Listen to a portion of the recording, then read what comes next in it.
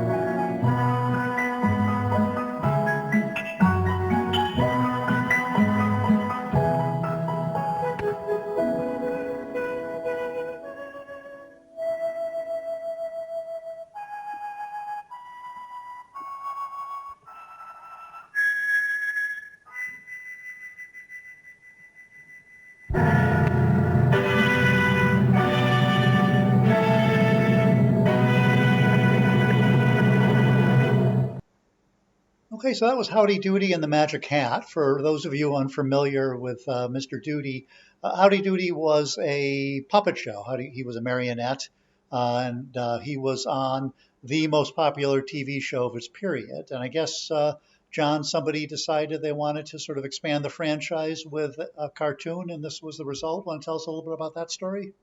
Yeah, this is what you call expressionism, and you can see why Buffalo Bob Smith hated it and had the negative destroyed. I think I think this was commissioned back when Buffalo Bob Smith was still the producer of the Howdy Doody show and the sole owner as well. He sold the show to NBC a few years later, reputedly for $400,000. So at this point, he was probably still making all the creative decisions.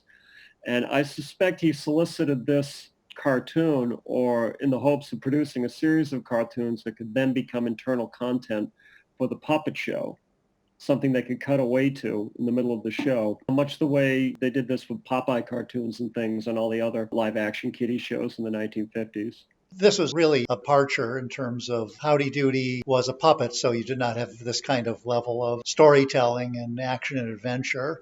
One of the objections was that it didn't really have to be Howdy Doody in there. That could have been sort of any animated child, right? Right, right. I mean, other than like a snatch of the theme song at the very beginning and the character design, I mean, there are no other characters from the Howdy Doody show in this animated film. None of the voice artists from the Howdy Doody show. I think Buffalo Bob was still doing the voice at this point.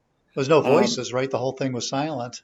oh yeah, I mean, you can watch it with the sound off. You Well, know? except it had great music also. Oh yeah, no, no. I mean, the soundtrack is fascinating. When he gets into the forest, that's just outright expressionism. I mean, that sequence there could have been out of like a Soviet cartoon of the era. You know, it's a lot of the same sort of design precepts. Yeah, so I tell mean, us a little bit about Deitch, because this was wonderful artistry, and I know he started kind of not in animation, but I guess originally in designing record albums and other things, and then eventually moved into TV commercials. Is that right? Yeah, well, I mean, as they say, good animators are always first and foremost good artists. If they don't have a sketchbook nearby, they're probably no good. And he was just one of those guys who just had a lot of facility with pen and ink and things like that. I think he drew a comic strip for a few years in the 1940s before moving into animation. So you can see he just has a really, really, really strong design sense. But, I have to look at this and think, I don't see how this could have ever gone to a full series just simply because I think without,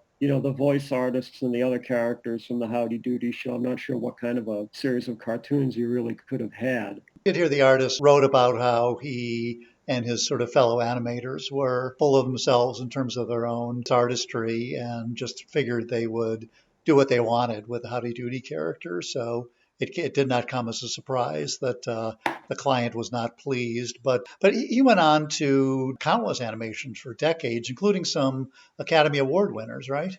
Yeah, he won an Academy Award for a short film called Monroe that was based on a story by Jules Feiffer. I think, Oh, if I'm not mistaken, Monroe is about like a 5-year-old boy who somehow gets drafted into the infantry. that's right. I do remember that. Yeah, yeah.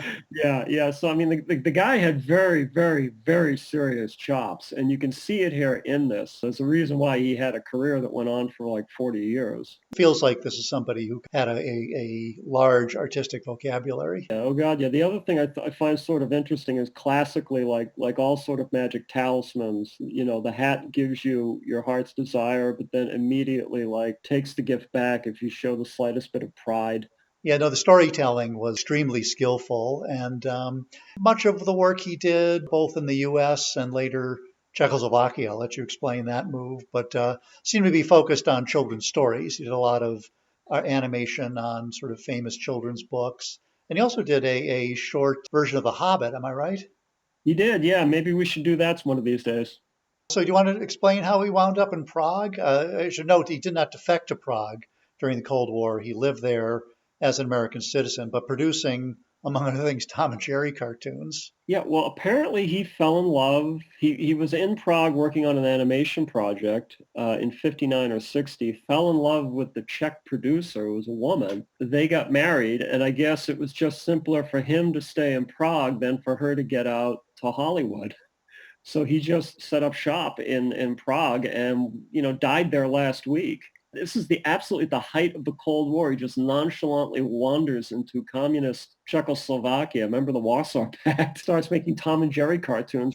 Okay, well, you've been watching the very first animation of his career, paying tribute to, again, to Gene Deitch, who passed away this week at 95, fortunately not of coronavirus, hopefully quietly in bed after leaving quite a body of work, including this film, which I hope you enjoyed. So join us next time for Channel Zero TV. I'm John, And I'm John. and we'll see you next time from Shelter.